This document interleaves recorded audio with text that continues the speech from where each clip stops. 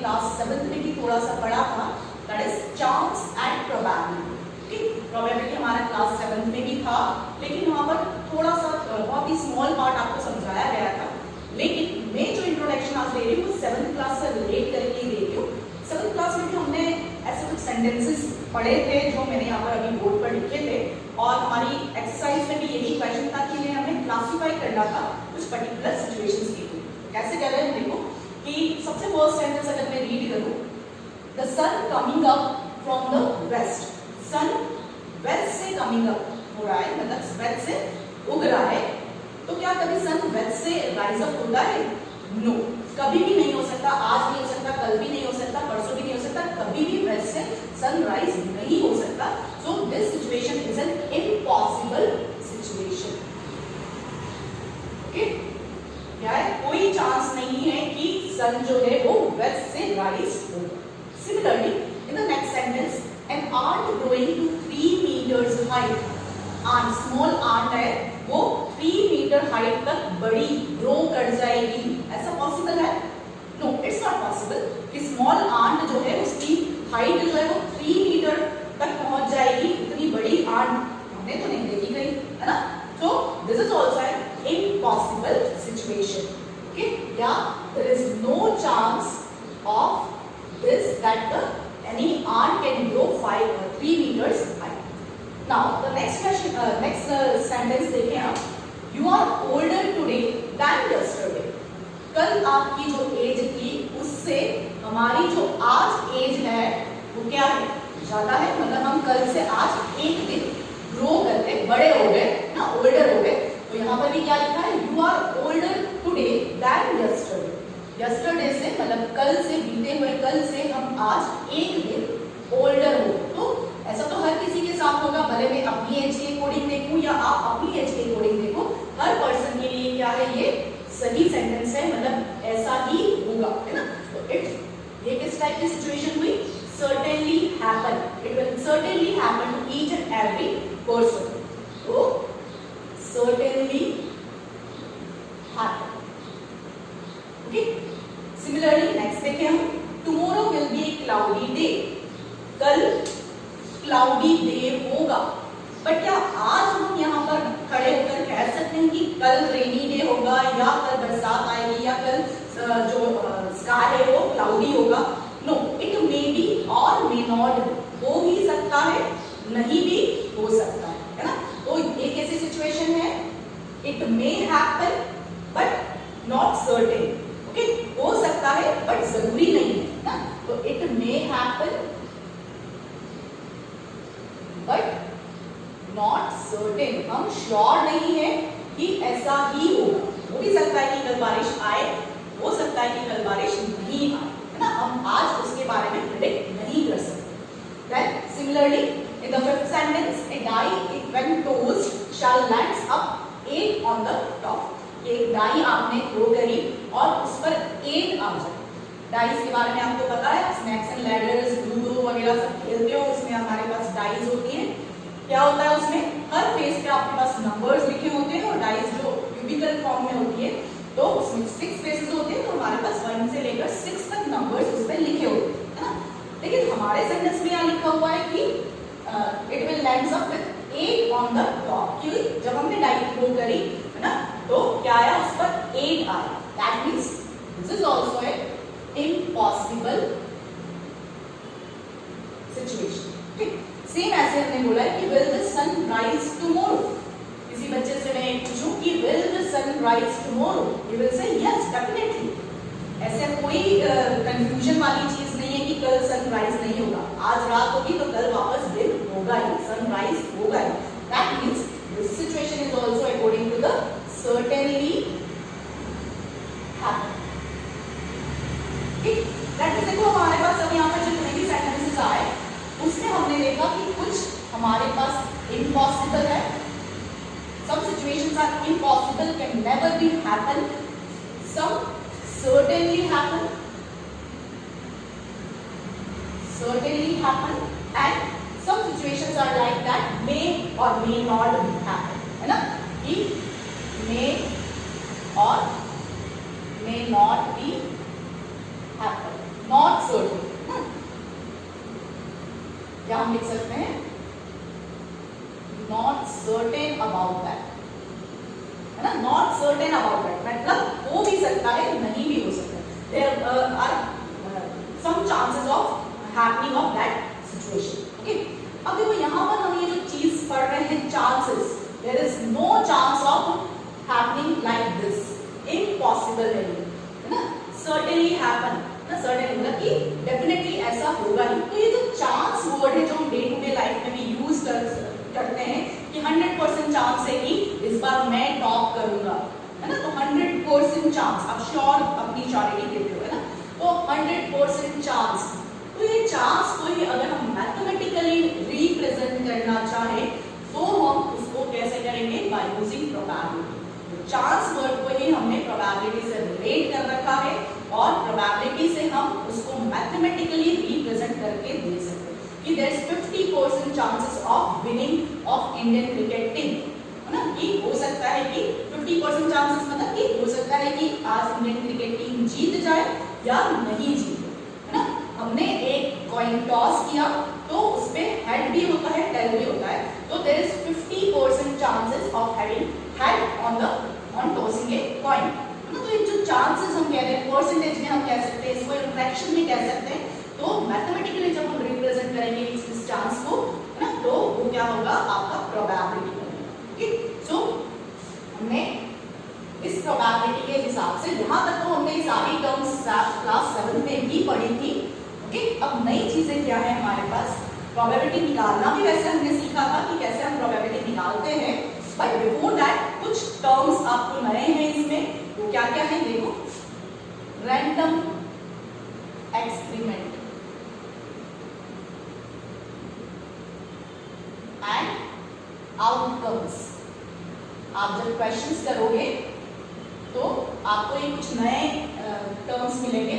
Random experiment, देखो experiment क्या है कि हम क्या कर रहे हैं, जैसे हम डाइस थ्रो कर रहे हैं तो दैट इज एन एक्सपेरिमेंट, हम कॉइन को टॉस कर रहे हैं दैट इज एन एक्सपेरिमेंट, तो या हम किसी बैग में बहुत सारी डिफरेंट कलर्स की बॉल्स हैं और उसमें से हम एक बॉल निकाल रहे हैं, तो ये भी क्या है, एक्सपेरिमेंट। उसमें से रैंडम एक्सपेरिमेंट किसे कहा गया है, रैंडम एक्सपेरिमेंट मींस कि हम उसको जैसे हमने एक डाइस को थ्रो किया तो हमें नहीं पता कि डाइस थ्रो करने पर क्या आएगा, मतलब उससे जो आउटकम आएगा वो हमारे पास प्रेडिक्टेबल नहीं है, हम उसको पहले से प्रेडिक्ट नहीं कर सकते, है ना। एक डाइस थ्रो करी हमने तो हो सकता है उस पे 1 आ जाए या 6 आ जाए या 4 आ जाए, हम पहले थ्रो करने के टाइम पर ये नहीं प्रेडिक्ट कर सकते। तो जिनके आउटकम्स हम पहले से प्रेडिक्ट नहीं कर सकते उन एक्सपेरिमेंट्स को कहा जाता है रैंडम एक्सपेरिमेंट। ओके, तो जैसे अगर हम देखें टॉसिंग ऑफ ए कॉइन, कि कॉइन को टॉस करते हैं तो हेड भी आ सकता है टेल भी आ सकता है, बट हम ये पहले से नहीं कह सकते कि हेड आएगा या टेल आएगा। ऐसे ही थ्रोइंग ऑफ ए डाई, एक डाई को हमने थ्रो किया तो उस पे 1 2 3 4 5 6 क्या आएगा, you can't guess before that, before tossing, है ना। फिर देखो आउटकम्स का क्या मतलब है कि जब हम कोई एक्सपेरिमेंट करेंगे, रैंडम एक्सपेरिमेंट करेंगे तो उससे क्या क्या चीजें आ सकती हैं, है ना, क्या आउटकम्स आएंगे, कि क्या इससे रिस्पॉन्स मिलेगा हमें। जैसे हमने टॉसिंग ऑफ कॉइन, कॉइन को टॉस किया तो हमारे पास क्या आता है, हेड आ सकता है या टेल आ सकता है।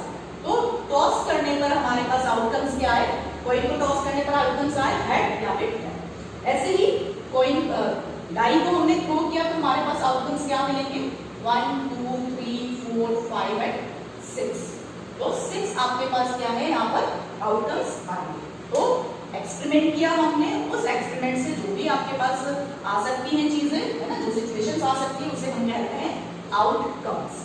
ठीक है, फिर एक और टर्म आपकी बुक में दिया है equally likely outcomes. Equally likely outcomes मतलब कि सपोज हमारे पास कोई कॉइन है और उसको हमने बहुत ज्यादा बार टॉस किया, है ना, सपोज 100 टाइम्स टॉस किया आपने और फिर एक टेबल में आपने बनाया कि हमारे पास हेड कितनी बार आया और टेल कितनी बार आया 100 टाइम्स इसको करने पर। ऐसे ही अगर हम ये नंबर ऑफ टाइम्स इंक्रीज करते जाए कि अगर हम 1000 टाइम्स करें, हम अगर 2000 टाइम्स करें, तो आप ऑब्जर्व करोगे कि हेड आने के जो चांसेस हैं और टेल आने के जो चांसेस है वो हमेशा क्या मिलेंगे, आपको इक्वल मिलेंगे। जैसे सपोज करो कि हमने अगर सिर्फ 10 बार ही कॉइन को टॉस किया है तो हो सकता है कि उन 10 बार में से 6 बार आपके पास हेड आए और 4 बार आपके पास 4 टाइम्स आपके पास टेल आए। लेकिन अगर हम नंबर ऑफ टाइम्स जो टॉस करेंगे कॉइन को वो इंक्रीज कर दे, है ना, बहुत ज्यादा कर दे कि सपोज हमने 1000 बार कॉइन को टॉस किया और उसके अकॉर्डिंग जो भी आपके पास आया, हेड आया या टेल आया, उसको अगर हम रिकॉर्ड करें, है ना, और फिर चेक करें कि कितनी बार हेड है कितनी बार टेल है, तो आप देखोगे कि हेड और टेल दोनों आने के जो चांसेस हैं वो क्या होंगे, इक्वल होते चले जाएंगे। तो इसे ही कहा जाता है कि इक्वली लाइकली आउटकम्स, मतलब बहुत ज्यादा बार रिपीट करने पर हम देखें कि हेड आने के चांसेस और टेल आने के चांसेस इक्वल है, so that are equally likely outcomes. In the same way अगर डाइस की भी बात करें हम कि अगर इन डाइस को हमने बहुत ज्यादा बार टॉस थ्रो किया है ना, टॉस किया है और उसमें हम 1 आने के, 2 आने के, 3 आने के, 4 आने के और 5 आने के और 6 आने के चांसेस देखेंगे तो वो आपको नजर आएगा कि दैट आर इक्वल। ओके, तो इसे भी हम क्या कहेंगे, equally likely outcomes. Okay, now next term is event. Event क्या होता है, अगर हम हिंदी में बोले इसे तो घटना, है ना, तो किस घटना के घटित होने की हम प्रोबेबिलिटी निकालते हैं, मतलब किसकी प्रोबेबिलिटी हम निकालना चाहते हैं, वो हमारा क्या होगा, इवेंट। जैसे हम सिंपली बात करें कि if you have this dice और अगर हमने उसको थ्रो किया तो हमारे पास 1 2 3 4 5 6 कुछ भी आ सकता है, उसमें से कोई भी एक आउटकम आपकी इवेंट बन सकती है ना, कि जैसे हमने डाइस थ्रो की और 2 आने की प्रोबेबिलिटी क्या है, मतलब 2 एक घटना है, उसके घटित होने के क्या चांसेस हैं, है ना, तो 2 क्या बन गया आपके पास, इवेंट। ऐसे ही 3 क्या है, आपका इवेंट बन सकता है। तो जो भी आपके पास ये आउटकम्स आते हैं वो सारे ही आउटकम्स इवेंट की तरह रोल कर सकते हैं, या फिर सिंगल एक आउटकम भी हम इवेंट की तरह यूज कर सकते हैं। अदरवाइज अगर मैं पूछूं कि what is the probability of getting even number on throwing a die, even number, तो इवन नंबर मतलब क्या है, 2 भी इवन है, 4 भी इवन है और 6 भी इवन है, तो ये तीनों नंबर्स, तीनों आउटकम्स जो हैं वो एक साथ कलेक्टिवली भी एक इवेंट की तरह यूज किए जा सकते हैं। दैट मींस इवेंट क्या है, ईच आउटकम और a collection of outcomes can role as a event. Okay, तो यहाँ पर हमारे पास ऐसे बहुत सारी सिचुएशंस बन सकती हैं जिसकी हम प्रोबेबिलिटी फाइंड आउट करेंगे। और लास्ट ईयर आपको प्रोबेबिलिटी का कोई फॉर्मूला नहीं दिया था, लेकिन क्लास 8 की टेक्स्ट बुक में हमारे पास प्रोबेबिलिटी का फॉर्मूला है ना। और सिंपली प्रोबेबिलिटी इज ए, जैसा कि मैंने कहा, प्रोबेबिलिटी मींस कि हम चांसेस जो है उसको एक मैथमेटिकली टर्म्स में डिफाइन कर रहे हैं, है ना। तो प्रोबेबिलिटी सिंपली एक फ्रैक्शन है ना, फ्रैक्शन है। कैसे, जैसा अगर सिंपली मैं बात करूं कि हमारे पास एक कॉइन को टॉस करने पर हेड या टेल आता है ना, तो दिस आर द आउटकम्स। और अगर मैं प्रोबेबिलिटी फाइंड आउट करना चाहती हूँ हेड की, है ना, तो इस तरह से लिखा जाता है probability, P for the probability, then bracket और हेड। ये आपके पास इवेंट हो गया, है ना। किस इवेंट की हम प्रोबेबिलिटी निकालना चाह रहे हैं यहाँ पर, हेड की। तो देखो क्या है, फ्रैक्शन कैसे है कि इन दो आउटकम्स में से हेड आने की प्रोबेबिलिटी क्या है, तो टोटल आउटकम्स क्या है हमारे पास 2, उसमें से कितनी बार आपके पास हेड आएगा, है ना। तो इन दो में से हेड कितनी बार है, एक बार, तो 1/2 is the probability. That means fraction में कैसे करते हैं हम कि suppose we have a square, अगर मैंने इसको 4 इक्वल पार्ट्स में डिवाइड किया है और एक पार्ट शेड करूं तो आप फ्रैक्शन कैसे लिखते हो कि 4 इक्वल पार्ट्स है, उसमें से 1 पार्ट, दैट मींस 1/4 इसका फ्रैक्शन हुआ। सिमिलरली हमारे पास यहाँ पर भी है कि हमारे पास 2 आउटकम्स हैं कॉइन को टॉस करने पर, तो टोटल क्या है हमारे पास 2, और उसमें से हेड कितनी बार है, 1 बार, that means 1/2 is the probability. Okay, तो इसी तरह से हमारे पास इसका फॉर्मूला भी बनेगा कि प्रोबेबिलिटी ऑफ एन इवेंट, किसी इवेंट की प्रोबेबिलिटी कैसे लिखेंगे हम, number of outcomes in which event happened upon total number of outcomes. क्या तो क्या है टोटल नंबर ऑफ आउटकम्स, मतलब कितने आउटकम्स आपके पास उस एक्सपेरिमेंट से आए। जैसे हमारे पास यहाँ 2 आया, वैसे डिनोमिनेटर में आपको टोटल आउटकम्स लिखने हैं और न्यूमरेटर में क्या है number of outcomes in which event happen. जो इवेंट, जैसे इवेंट क्या है हमारे पास यहाँ पर हेड आने का इवेंट चल रहा है, तो इवेंट उन सारे आउटकम्स में कितनी बार है, that is the numerator. Okay, तो probability of an event is equals to number of outcomes in which event happen upon total number of outcomes. Now in our exercise 5.3 I am taking this first question. List the outcomes you can see in these experiments. Okay, first is finding a way. आपको सिर्फ outcomes पूछे इस first question में, आपको probability भी पूछी जा सकती है इसी के अकॉर्डिंग। तो देखो सिर्फ आउटकम्स की बात कर रहे हैं तो फर्स्ट के ए पार्ट में आउटकम्स, तो इस फाइंडिंग फील्ड में आपको क्या क्या नजर आ रहा है, that is just an outcome. तो क्या आउटकम है, देखो ए है, अगेन ए है, 2 बार ए आ रहा है आपके पास, बी सी एंड डी है ना। तो this all are the outcomes. कितने आउटकम्स हुए, 1 2 3 4 एंड 5 आउटकम्स आर। तो सिंपली हमें यहाँ पर यही लिखना है कि हम अगर फाइंडिंग भी यहाँ पर यूज करेंगे तो क्या क्या आउटकम्स आपके आ सकते हैं। ओके, देन इसी के साथ मैं आपका यहाँ पर दिस क्वेश्चन नंबर 3 का ए पार्ट भी बता देती हूँ क्योंकि वो इसी से रिलेट कर रहा है। Probability of pointer stopping on D in question first A, कि अगर हम यहाँ पर ये फाइंडिंग व्हील चलाएं तो डी पर ये पॉइंटर आकर रुके, उसकी क्या प्रोबेबिलिटी है ना। तो डी की प्रोबेबिलिटी पूछी है ना, मैं यहाँ पर क्वेश्चन नंबर 3 का ए पार्ट बता रही हूँ। तो डी की प्रोबेबिलिटी पूछी है, दैट मींस मैं इसको पी डी लिख देती हूँ तो भी ये इजी रहता है लिखने में। अब देखो क्या बताया था मैंने, कितने में से कितनी बार आपके पास डी आ रहा है। तो how many outcomes we have here, 5 outcomes and उसमें से डी कितनी बार आ रहा है, only 1 times. So 1/5 is the probability of getting D. Okay, और यहाँ पर जो मैंने फॉर्मूला लिखवाया था वो जरूर लिखोगे आप, उसके बाद ये प्रोबेबिलिटी डिफाइन करोगे। जब भी प्रोबेबिलिटी का क्वेश्चन आ रहा है आप प्रोबेबिलिटी का फॉर्मूला लिखो, then write the probability of that particular out event. Okay, अब देखिए अगर हम अब सेकंड पार्ट की बात करें फर्स्ट में, टॉसिंग 2 कॉइन्स टुगेदर। देखो 1 कॉइन के बारे में तो अभी हमने पढ़ा कि अगर 1 कॉइन है तो वी हैव हेड और टेल, सिर्फ हमारे पास 2 आउटकम्स है। लेकिन अगर 2 कॉइन हम एक साथ टॉस कर रहे हैं तो आप चेक करना है ना, ट्राई कर सकते हो आप एक्सपेरिमेंटली कि अगर हम 2 कॉइन को टॉस करें तो हमारे पास क्या क्या आ सकता है। कि सपोज करो कि हमारे पास फर्स्ट कॉइन पर भी हेड आया और सेकंड कॉइन पर भी क्या आएगा, हेड। तो हमारे पास एक आउटकम बन सकता है, हेड हेड हेड हेड, पूरा एक आउटकम है ना। ऐसे ही हो सकता है कि हमारे पास फर्स्ट कॉइन पर हेड आया लेकिन सेकंड कॉइन पर टेल आ गया है ना। देन अगेन ऐसा भी पॉसिबल है कि हमारे पास फर्स्ट कॉइन पर टेल आए और सेकंड कॉइन पर हेड आए, या फिर दोनों ही कॉइन पर टेल आ जाए।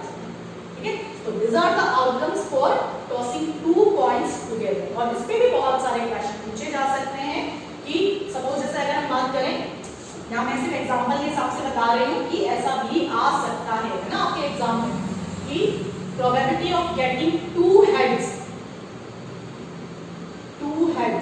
है ना, कि दोनों पर आपके पास हेड आ जाए, उसकी प्रोबेबिलिटी अगर हमें निकालनी है तो देखो कितने आउटकम्स हमारे पास, 1 2 3 4, 8 नहीं गिनना है इसे हमें ना, ये पूरा एक आउटकम, दूसरा, तीसरा और ये चौथा, 4 आउटकम्स में से दोनों हेड आए, उसकी प्रोबेबिलिटी कितनी है, 1। ठीक, इस तरह से आपके पास ये क्वेश्चन क्रिएट किया जा सकता है।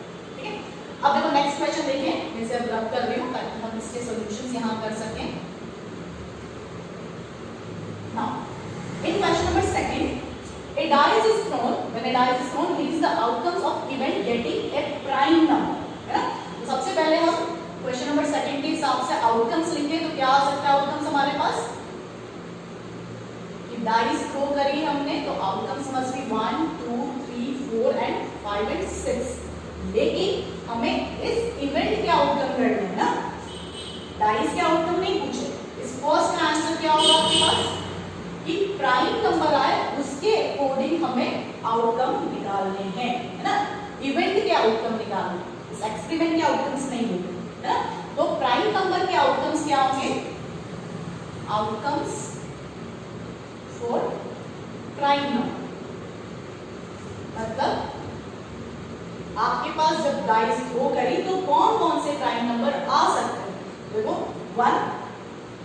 1 is not a prime number, ये हमेशा ध्यान रखना है आपको। 1 is neither prime nor a composite number. 1 हम यहाँ यूज में करेंगे, क्या आएगा? 2 is a prime number, 3 is a prime number and 5 is a prime number. Okay, then देखो सेकंड पार्ट में फिर इसी तरह से पूछा है नॉट ए प्राइम नंबर। तो इसमें बी पार्ट जो है फर्स्ट का, ये ए पार्ट था फर्स्ट का, ये फर्स्ट का B part, not a prime number. तो अभी हमने देखा कि प्राइम नंबर ये सारे हैं 2 3 5 और प्राइम नंबर। तो कौन से प्राइम नंबर नहीं है? कौन से नहीं है? 1 नहीं है, 4 नहीं है और 6 नहीं है। ठीक है, देन इसी तरह से इसकी प्रोबेबिलिटीज भी पूछी जा सकती है ना। Find the probability of getting a prime number. जैसे मैंने अभी आगे बताया था इवन नंबर के हिसाब से, वैसे ही प्राइम नंबर की अगर आपको प्रोबेबिलिटी पूछी जाए तो क्या आ जाएगा आपके पास? टोटल हमारे पास 6 है, उनमें से ये 3 जो है वो प्राइम नंबर्स हैं, तो 1/2 इसकी प्रोबेबिलिटी हो जाएगी। ठीक है, तो ये क्वेश्चंस ऐसा नहीं है कि टेक्स्ट बुक में से ही कॉपी पेस्ट आएंगे, आपके पास कहीं से भी ये क्वेश्चन आपको प्रोबेबिलिटी के अकॉर्डिंग बना के दिया जा सकता है। सेम ऐसे देखिए अगर कि नंबर ग्रेटर देन 5 सेकंड का ए पार्ट, तो अगर हम सारे आउटकम्स में देखें तो ग्रेटर देन 5 कौन सा नंबर आ रहा है? ओनली 6। तो इसके अकॉर्डिंग हमारे पास जो आउटकम है वो सिर्फ 6 ही है ना। सेम ऐसे देखो बी में देखो इसका अपोजिट पूछा है, ए नंबर नॉट ग्रेटर देन 5। 5 से ग्रेटर हमारे पास 6 था, लेकिन नॉट ग्रेटर देन 5, तो क्या क्या आएगा? 1 2 3 4 एंड 5 इज ऑल्सो, क्योंकि 5 भी 5 से बड़ा नहीं। ग्रेटर देखो 3 चीजें होती है, या तो इक्वल होगा, या छोटा होगा, या बड़ा होगा। तो बड़ा नहीं होगा, दैट मीन्स कि आपके पास छोटा होगा और इक्वल होगा, दोनों ही केसेस उसके अगेंस्ट यहाँ पे। तो 5 भी आपको लेना है, क्योंकि 5 जो है वो ग्रेटर नहीं है 5 से। ओके, तो यहाँ पर आउटकम्स क्या हो गए? 1 2 3 4 एंड 5। नाउ अब देखो क्वेश्चन नंबर 3 करेंगे हम। थर्ड का फर्स्ट पार्ट हमने कर ही लिया फर्स्ट क्वेश्चन के according. Then for the question number 3 second part, question number 3 B part, ये इंपॉर्टेंट है आपका। क्या है वो? Probability of getting an ace from a well shuffled deck of 52 playing cards. आप सब बच्चों ने प्लेइंग कार्ड्स देखे होंगे, है ना। 52 प्लेइंग कार्ड्स होते हैं, उसमें बहुत सारे डिफरेंट कार्ड्स होते हैं, जिसपे कुछ अल्फाबेट्स लिखे होते हैं, कुछ नंबर्स लिखे होते हैं, है ना। तो यहाँ पर हमें एस आने की प्रोबेबिलिटी पूछी है। ओके, तो प्रोबेबिलिटी ऑफ एस पूछा है हमें। तो सबसे फर्स्ट तो बात ये है कि हमारे पास टोटल कार्ड्स कितने हैं? 52। लेकिन एस क्या होता है कुछ बच्चों को नहीं पता होगा। तो एक्चुअल में हमारे पास कार्ड्स जो होते हैं उसमें, मैं सही से बताऊं पूरा, कि जो कार्ड्स होते हैं उसमें हमारे पास ए वाले कार्ड्स होते हैं, 2 3 4 5 6 7 8 9 एंड 10 नंबर्स लिखे होते हैं, ये वाले कार्ड्स होते हैं। और एक जे वाला होता है जैक, क्यू क्वीन और के किंग वाला कार्ड। तो ये जो ए लिखा हुआ कार्ड है उसे बोला जाता है एस, जे वाले को जैक, क्यू वाले को क्वीन एंड के वाले को किंग कहा जाता है। क्लियर? तो ये सारे जितने भी कार्ड्स हैं वो सारे 4 कार्ड्स होते हैं, है ना। ए का भी 4 कार्ड्स होंगे आपके पास, 2 के भी 4 कार्ड्स होंगे, 3 के भी ऐसे जे, और ये जितने भी हैं आपके पास टोटल 13 टाइप्स के कार्ड हैं, और सारे 13 टाइप्स के 4 कार्ड्स होंगे आपके पास, यानी कि 13 × 4 आपके पास ये टोटल 52 कार्ड्स बन जाते हैं। तो उसी के अकॉर्डिंग अगर हम क्वेश्चन नंबर 3 का बी पार्ट देखें कि प्रोबेबिलिटी ऑफ एस हमें पूछा है, तो टोटल कार्ड्स कितने हैं हमारे पास? 52। उसमें से एस के मतलब ए लिखा हुआ है जिन कार्ड्स पर वो कितने हैं? जैसा भी मैंने बताया कि 4 कार्ड्स होते हैं, तो 4/52 इज द प्रोबेबिलिटी। और प्रोबेबिलिटी हमें हमेशा लीस्ट फॉर्म में लिखनी चाहिए। तो ये आ गया आपके पास 40 टेबल से हम कट करें तो दिस इज 13, तो 1/13 is the probability of S. ऐसे आपको किसी की भी प्रोबेबिलिटी पूछ सकते हैं इसमें कि आपने कार्ड्स को शफल किया और 4 आने की, सपोज 5 आने की प्रोबेबिलिटी पूछे, तो 5 के भी कितने कार्ड्स होंगे आपके पास? 4, सो 4/52 दैट इज 1/13। ऐसे ही किंग आने की प्रोबेबिलिटी पूछी जा सकती है, तो किंग के कार्ड्स भी हमारे पास 4 होते हैं, 4/32 यानी कि 1/13 आपकी प्रोबेबिलिटी हो जाएगी। सेम ऐसे ही अगर हम देखें, देखो अब लास्ट जो पार्ट है आपका थर्ड का, वो आप खुद कर सकते हो वैसे तो, probability of getting N red Apple, है ना, क्वेश्चन नंबर थर्ड का सी पार्ट की रेड एप्पल, और हमें यहाँ पर फिगर बना के दिया है ना। तो देखो अगर इसमें हम देखें तो कितने एप्पल्स है, 1 2 3 4 5 6 एंड 7 एप्पल्स आर देयर। तो डिनोमिनेटर में हमारे पास 7 आ गया, और इन 7 एप्पल्स में से हमारे पास कितने रेड कलर के हैं ये हमें पता है। तो रेड कलर के कितने हैं, 1 2 3 4, तो 4/7 इज द प्रोबेबिलिटी। ये बहुत ही इजी है प्रोबेबिलिटी, अगर आप सही से समझोगे तो।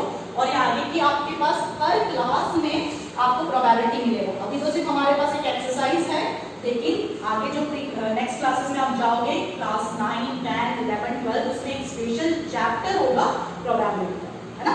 देखो अब ऐसे ही अगर हम देखें, नेक्स्ट क्वेश्चन देखें हम, क्वेश्चन नंबर 4। अब मैं क्वेश्चन नहीं लिख रही हूँ, मैं डायरेक्टली बता रही हूँ कि numbers 1 to 10 are written on the separate slips kept in a box and mixed together। कि 1 से लेकर 10 तक आपने कुछ स्लिप्स में नंबर्स लिखे और एक बॉक्स में डाल दिए। One slip is chosen from the box without looking into it, what is the probability of, कि अगर हमने वो सारे नंबर्स लिखे हुए स्लिप्स किसी बॉक्स में डाल दिए और बिना देखे ना, आंख बंद करके आप उसमें से निकाल रहे हो कोई स्लिप, तो फर्स्ट आपको पूछा है कि what is the probability of getting number 6। तो मैं सिंपली ये इस तरह से लिखती हूँ ना, कि प्रोबेबिलिटी ऑफ गेटिंग 6। तो 1 से लेकर 10 तक जो नंबर्स है हमारे पास, यहाँ पर सारे लिख देती हूँ एक बार, 1 2 3 4 5 6 7 8 9 एंड 10। तो कितने नंबर्स हैं हमारे पास, 10 नंबर्स हैं, और इसमें से 6 कितनी बार आ रहा है, देखो आप 6 कितनी बार आ रहा है, ओनली 1 टाइम्स, तो 1/10 इज द प्रोबेबिलिटी। नेक्स्ट देखें अगर हम, तो सेकंड दिया आपको probability of getting number less than 6, number less than 6, 6 से लेस आए आपके पास, वो कितने, देखो टोटल तो हमारे पास 10 है, अब 6 से लेस, मतलब this all are the less than 6 numbers. So कितने हो गए, 1 2 3 4 and 5, so 5/10 that means 1/2 is the probability. Similarly third में हमें पूछा है probability of getting number greater than 6, इसी का अपोजिट, कि नंबर ग्रेटर देन 6। तो देखो ग्रेटर देन 6 मतलब हमें 6 नहीं लेना, 6 से बड़े, तो ये सारे नंबर्स हमारे पास 6 से बड़े हैं, दैट मींस 10 में से 1 2 3 एंड 4 नंबर्स आर देयर जो कि ग्रेटर है 10 से, तो 4/10 प्रोबेबिलिटी होगी, और इसे अगर हम कट करें तो हमारे पास आ जाएगा 2/5। ओके, 2 की टेबल से कट कर दिया, सिंपलेस्ट फॉर्म में आ गया 2/5 इसकी प्रोबेबिलिटी हो गई।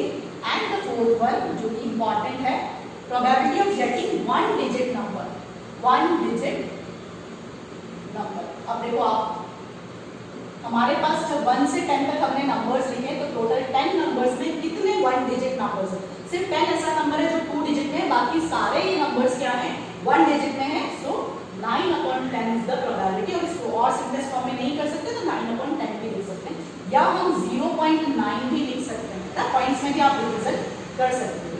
ओके, नाउ अब देखो इसके जो रिमेनिंग क्वेश्चंस हैं, है ना, क्वेश्चन नंबर 5 और क्वेश्चन नंबर 6 वो आप खुद करोगे, है ना। क्वेश्चन नंबर 6 तो मैंने आपको ऊपर भी बताया, क्वेश्चन नंबर थर्ड से सेकंड से रिलेट कर रहा है, उसमें प्रोबेबिलिटी निकालना मैंने बता ही दिया था, वही आपको क्वेश्चन नंबर 6 में दिया है। और 5 वाला जो क्वेश्चन है वो हमारा स्पिनिंग व्हील से रिलेटेड है, जैसे हमने फर्स्ट क्वेश्चन में किया था, ट्राई अकॉर्डिंग टू दैट। तो आई होप कि प्रोबेबिलिटी का कॉन्सेप्ट बहुत अच्छे से समझ में आया होगा, आपको सारी टर्म्स पता होनी चाहिए, चांस का क्या मतलब है, एक्सपेरिमेंट का क्या मतलब है, आउटकम्स का क्या मतलब है ना, random experiment, equally likely outcomes, event, है ना, और प्रोबेबिलिटी का फॉर्मूला, और how to find the probability in different questions. Okay, so I think आपको मजा आया होगा आज की क्लास में। आप ऐसे बहुत सारे डिफरेंट एक्स्ट्रा क्वेश्चंस भी करो, आपको अच्छा लगेगा। जैसे कार्ड से रिलेटेड भी बहुत सारे क्वेश्चंस बनते हैं, और एमसीक्यू फॉर्म में बहुत सारे क्वेश्चन हम इसके अकॉर्डिंग बनाते हैं। ठीक है, that's all for today. Wait for my next video. Next class में हम नेक्स्ट चैप्टर स्टार्ट करेंगे, chapter number 6 square and square roots, जो कि बहुत ही इंपॉर्टेंट चैप्टर है क्लास 8।